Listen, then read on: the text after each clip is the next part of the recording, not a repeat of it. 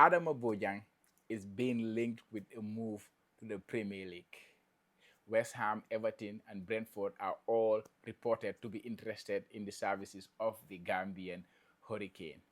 But how did he do in 2024-2025 season, guys? In this video, we will review Adama Bojang's 2024-2025 season. But first, let us know on a scale of 1 to 10, what will you rate Adama Bojang this season? At the end of this video, we will give our rating of Adama Bojang in the 2024-2025 season.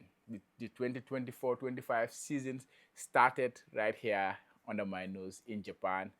The Rams came to Japan for their preseason tour. I had the opportunity to go and watch them play against Machida. I had an opportunity to also do an interview with Adama Bojang to understand his preparation for the season and his thoughts for the upcoming season. He was later sent out on loan to Switzerland, FC Grasshoppers, where he spent the whole season on loan. He played a lot of games, a lot of minutes for FC Grasshoppers in Switzerland, and of course broke his deadlock as a professional player. This was his second year as a professional player after joining the Rams last season, but spent most of the time in their youth teams before getting promoted to the first team, where he made some cameo appearances in League One for the Rams. At the start of the season, of course, they had a new coach, so he was sent out on loan to FC Grasshoppers in Switzerland, which is also a very good team. With Grasshoppers this season, he played 28 matches in total. 28 matches, scoring 6 goals and 2 assists. Out of those games, he played about 1,360 minutes of football, as well as averaging a goal involvement every 170 minutes of play. So what that means is every 2 games Adama Bojang was playing for FC Grasshoppers over the course of the season, he was either scoring or assisting. He got 8 goal involvement, which is 6 goals, and 2 assists. But it was not straightforward. And of course, he also made his debut for the Gambia, which is his only cap up to date. He only have 1 cap for the Gambia, the game against Gabon, when he came on for the final 10 minutes of the game and made his debut for Gambia in that defeat against Gabon. Yeah. But if you look at his season, we have to analyze the start of the season and the second half of the season. Similar to what we did with Musa Baro, Adama Bojang was a season of 2 halves as well, because the first half of the season, it was a struggle against the pressure to get that first goal as a professional player. Because if you ask any Gambian, the player you will expect to get their first international professional goal, I think Adama Bojang will have been at the top of that list. Unfortunately, that was not the case for him. He played a season in France, where he spent most of the time with the youth teams of Stade de Reims. Of course, he scored goals there, but those are not considered as professional goals, because it was not at the high end, or it was not at the top. It was not at the first team level. It was at the youth team level. So at first team level, he was waiting for that important competitive goal. Even at Grasshoppers, he got one before he scored. Eventually, got his competitive goal. But in France, he played cameo appearances. The goal was not coming. Even pre-season, I can see in him there was that pressure on him to try to get that first goal.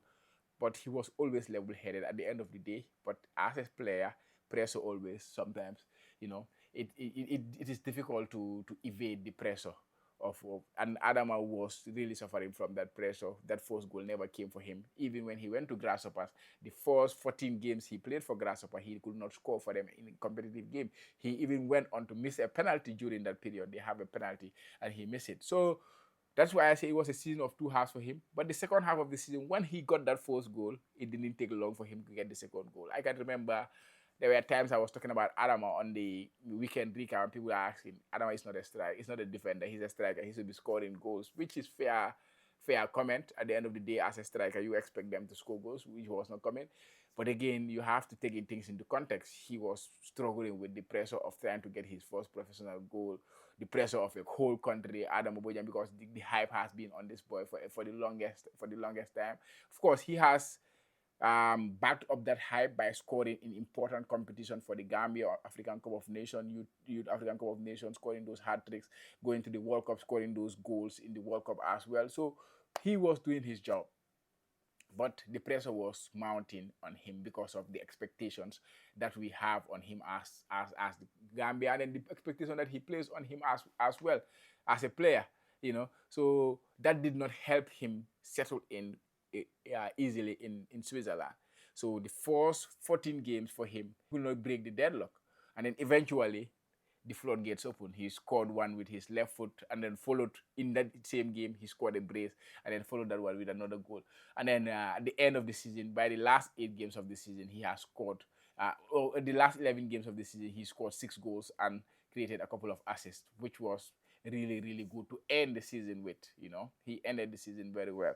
So basically, he played 28 games for club and country, 6 goals and 2 assists. The biggest surprise for him was the use of his left foot. I think the first 5 goals he scored was with his left foot. We all know Adama is a right-footed player. Yeah, and then from there, when he started scoring the goals, things started opening up for him. He was named in the Jollof Football Bantaba Team of the Month, and he was even nominated for Player of the Month. And for his club as well, Grasshoppers, for 2 consecutive months, he was nominated for Player of the Month for his club. His club ended the season in 11th out of 12 teams in the league, so they had to go through the playoffs. Unfortunately, he missed the playoffs for Grasshoppers, but it was because of his late surge in goals that really helped them to, avoid that bottom spot, which would have meant automatic relegation for them. So finishing 11 meant they had to play a playoff. They won that playoff, which means they are now staying in the Swiss League. He has played his part. He played his part in helping them stay in the Swiss League, but now that is it for him. He has to go back to his parent club, that is Stade de Reims, and then they will decide what will happen. Of course, we have seen the rumors already. There are a lot of rumors. West Ham, Brentford, and Everton are all rumored to be interested in him, and the money that was being quoted, around 11 million in the Daily Mail Express, it was huge. It took me aback because I could not imagine him carrying that kind of price tag at this moment in time based on what he did over the course of his 2 seasons in Europe.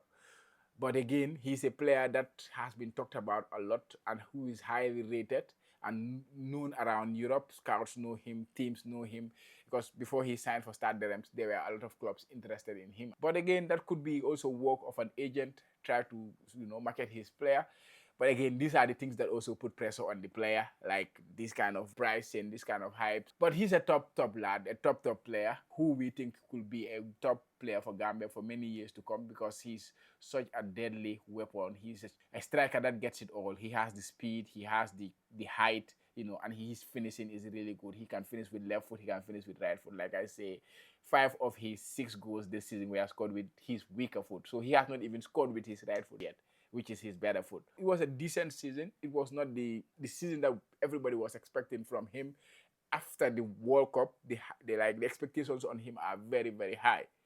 That is the reality, the expectation, and he knows that people would have seen him scoring goals week in, week out, vying for the top scorers here and there. But this was only his second season as a professional player as well.